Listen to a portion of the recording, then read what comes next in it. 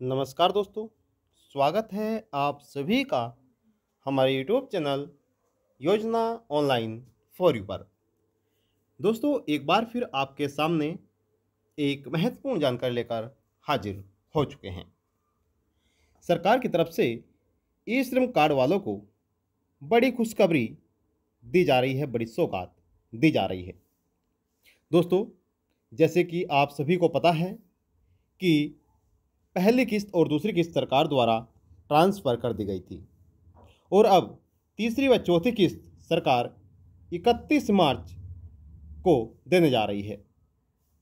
अब काफ़ी ऐसे श्रमिक हैं जिनको पैसा नहीं मिल पाया है, लेकिन उनकी भी लिस्ट बन चुकी है। दोस्तों, वह भी मैं आपको बताऊंगा कि किन किन व्यक्तियों को लाभ मिलने जा रहा है। 2,000 रुपये किस्त में किन व्यक्तियों को दिए जाएंगे और किन व्यक्तियों को 1,000 रुपये सरकार की तरफ से दिए जाएंगे, वैसे भी जानकारी मैं आपको देने जा रहा हूं, क्योंकि सरकार द्वारा जिन व्यक्तियों को लाभ देना है उनकी लिस्ट बना ली गई है। अब दोस्तों, वह कौन से व्यक्ति, चलिए बात कर लेते हैं। उससे पहले मैं आपसे निवेदन करना चाहूँगा, रिक्वेस्ट करना चाहूँगा कि अगर वीडियो को लाइक नहीं किया तो आप अभी वीडियो को लाइक कर दीजिए, शेयर भी करिएगा और चैनल पर पहली बार आए हैं तो चैनल को आप अभी सब्सक्राइब कर लीजिएगा, बेल आइकन को प्रेस कर लीजिएगा ताकि आने वाले नोटिफिकेशन सबसे पहले आप तक पहुंच सके। चलिए वीडियो को शुरू करते हैं। दोस्तों, भारत देश में असंगठित क्षेत्र में रहने वाले श्रमिकों के लिए कई खास योजनाएं चलाई गई है, जिसका सीधा लाभ जरूरतमंद व्यक्तियों को दिया जाना है। वहीं केंद्र सरकार और राज्य सरकार ने अपने अपने स्तर पर अलग अलग प्रकार की योजनाएं चलाई हुई है और इन सभी कल्याणकारी लाभकारी योजनाओं का उद्देश्य गरीब तबके और ज़रूरतमंद लोगों तक लाभ पहुंचाना है। यानी कि जो असंगठित क्षेत्र में मजदूर हैं, श्रमिक हैं, उन तक इन सभी कल्याणकारी योजनाओं का लाभ पहुंचाना है। वहीं दोस्तों, कोरोना काल में तो लोगों की बुरी हालत हो गई थी, ये सभी जानते ही हैं। पूरे विश्व में कोरोना वायरस की वजह से हाहाकार मच गई थी और दोस्तों, लोगों के रोजगार तक उनसे छीन चुके थे। तो ऐसी स्थिति को देखते हुए सरकार द्वारा कई अहम कदम उठाए गए हैं और कई ऐसी योजना चलाई गई हैं जिसका लाभ सीधा डीबीटी के माध्यम से दिया भी गया है और आगे दिया भी जाएगा। दोस्तों, ऐसे में सरकार की तरफ से ई श्रम कार्ड योजना भी चलाई गई थी, जिसमें हर महीने 500 रुपये की आर्थिक मदद के साथ साथ दोस्तों अन्य तरह के लाभ भी दिए जा रहे हैं।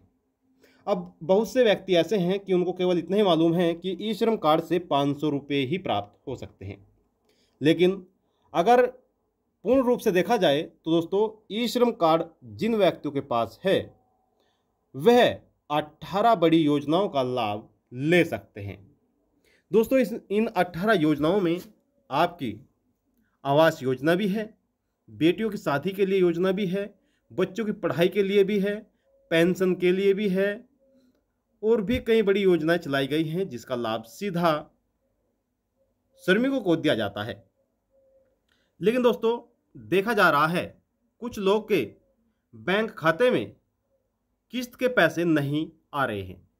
काफ़ी कमेंट हमारे पास भी आते रहते हैं कि सर, हमारे पास एक भी रुपया नहीं आया है, ई श्रम कार्ड के अंतर्गत जो लाभ मिल रहा है वह हमको अब तक नहीं मिल पाया है। तो दोस्तों, अगर आपने भी ई श्रम कार्ड के लिए पंजीकरण किया था तो आप हमारी वीडियो को देखते रहिएगा, क्योंकि हम आपको वह सभी जानकारी देने वाले हैं जिससे कि आप अपनी किस्त को प्राप्त कर सकते हैं। देखिए दोस्तों, यह बात हम भी कहेंगे कि अगर आप अपात्र हैं, आप इस योजना के लायक नहीं हैं सरकार के नियमों के अकॉर्डिंग, तो आपको इन योजनाओं का, इस योजना का लाभ जो सरकार द्वारा दिया जा रहा है डीबीटी के माध्यम से 500 रुपये, तो वह आपको नहीं मिल पाएगा। और हाँ, अगर आप पात्र हैं तो दोस्तों, आपको लाभ लेने से कोई भी नहीं रोक सकता है। बस आपको नियमों को फॉलो करना होगा और अगर आपसे कोई मिस्टेक हो चुकी है तो वह आपको सुधार लेनी है। अभी भी आपके पास कुछ दिन बाकी हैं। चलिए दोस्तों, आपको भी अगर किस्त नहीं मिल पा रही है तो फिर आपको एक गलती को जल्द से ठीक कर लेना चाहिए। वह गलती क्या है वह मैं आपको बताऊंगा। चलिए उस गलती के बारे में सबसे पहले हम जान लेते हैं और उसे ठीक करने के तरीके के बारे में भी मैं आपको बताऊंगा। यानी कि वह गलती तो आपको बताई जाएगी, उसे आप कैसे ठीक कर सकते हैं, कैसे आप सही कर सकते हैं, उसके बारे में भी हम आपको यहाँ पर जानकारी दे देते हैं। सबसे पहले क्या गलती है वह जान लेते हैं। तो देखिए दोस्तों, कई लोगों के साथ देखा जा रहा है कि ई श्रम कार्ड के लिए पंजीकरण करते समय उन्होंने अपने फॉर्म में कोई ना कोई गलती कर दी है। अब दोस्तों, जब गलती हो जाती है तो जब आपका जो डेटा है उसको वेरीफाई किया जाता है सरकार द्वारा, देखा जाता है कि आप इस योजना के पात्र हैं या नहीं हैं, आपने जो फॉर्म में डिटेल दी है, जो आपके दस्तावेजों में है वह सेम है या नहीं है, सभी जानकारी सरकार द्वारा इकट्ठा की जाती है और सभी दस्तावेजों को मैच भी किया जाता है। क्योंकि काफ़ी धांधलेबाजी होती है कि डॉक्यूमेंट्स में नाम किसी का है और दस्तावेज यानी कि फॉर्म में नाम किसी का है, तो ऐसी गलती ना हो इसलिए सरकार द्वारा आपकी सारी जानकारी को जांचा जाता है, परखा जाता है और तभी आगे लाभ दिया जाता है। तो ऐसे में दोस्तों उनकी पैसा रोक जाता है जिनके बैंक खाते में। चलिए एक बार फिर यहाँ पर जान लेते हैं शुरुआत से। बताया किसी के नाम में गलती तो किसी के बैंक खाते में गलत जानकारी डाल दी है। जी हाँ दोस्तों, ये बात सही है और ऐसे में उनका पैसा रुक गया है। तो दोस्तों, अगर आप भी ई श्रम कार्ड पर मिलने वाले फ़ायदे का लाभ लेना चाहते हैं तो आपको फॉर्म में सुधार करना होगा। अभी भी आपके पास 31 मार्च तक का समय है। अगर आप यह गलती को सुधार लेते हैं तो आपको लाभ मिल जाएगा, अन्यथा आपको यह लाभ नहीं मिल पाएगा। क्योंकि सरकार के अकॉर्डिंग दोस्तों यह लास्ट मंथ है, लास्ट महीना है। इसके बाद 500 रुपये की जो किस्त है वह आपको नहीं मिल पाएगी। यह बात आपको ध्यान में रखनी है, क्योंकि सरकार द्वारा 4 महीने के लिए ही घोषणा की गई थी। दिसंबर 2021, जनवरी 2022, फरवरी, मार्च 2022, 4 महीने तक दोस्तों यह लाभ मिलना था, जो कि अब का लास्ट महीना है और कुछ ही दिन शेष बचे हुए हैं। 31 तारीख तक आप यह लाभ प्राप्त कर सकते हैं अगर आप अब भी सुधार कर लेते हैं तो, है ना। तो दोस्तों हमने यहाँ पर आपको बता दी है कि जो मिस्टेक पाई गई है, अगर आपने केवाईसी नहीं कराई है तो आप केवाईसी भी जरूर कराइएगा, तभी आपको लाभ मिल पाएगा। वहीं दोस्तों सरकार की तरफ से साफ तौर पर बताया गया है कि सब्सिडी और जो है लाभ दी जाएगी सब्जी और फल बेचने वाले। अब ध्यान से सुनिएगा, किन व्यक्तियों को यह लाभ मिलेगा?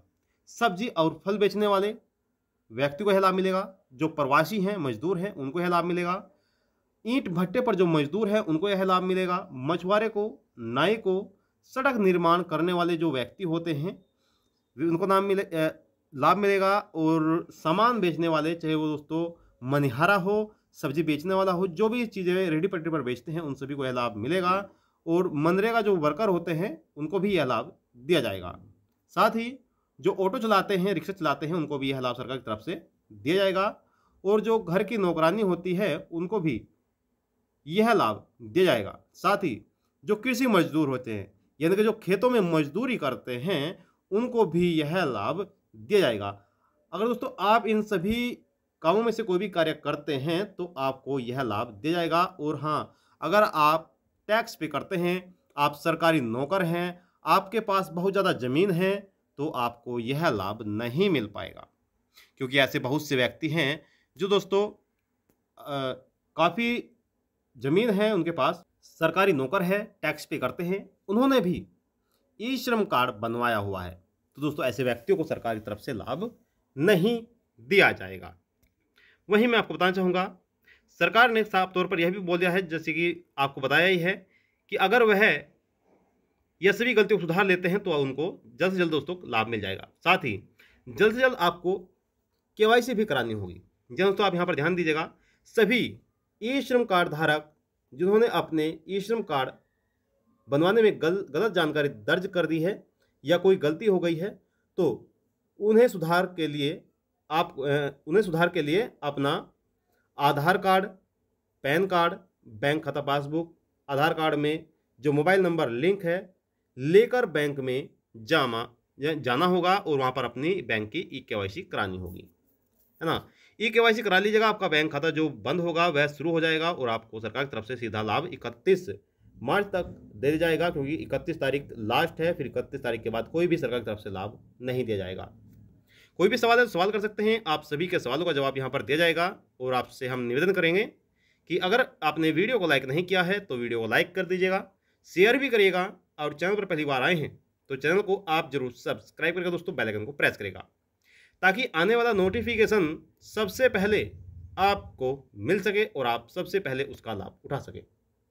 दोस्तों आप चाहते हैं आपसे इजाजत और मिलते हैं आपको नेक्स्ट वीडियो में। तब तक के लिए दोस्तों जय हिंद, जय भारत।